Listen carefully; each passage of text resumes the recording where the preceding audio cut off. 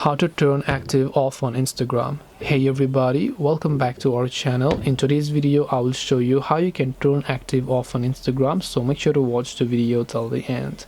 Now, turning the active off on Instagram is actually quite simple. All you have to do is launch the Instagram app, tap the profile icon from the bottom right, tap on the three lines option from the top right. Then right here you can see a search bar. In the search bar, just go ahead and then type in activity. Then you'll find show activity status option. So tap on the show activity status option. Then all you have to do is, if your active status is turned on, you will most likely see this toggles turned on. So all you have to do is just make sure to basically turn off the toggles, and once you turn off the toggles, your active status will get successfully turned off. This way you can turn active off on Instagram.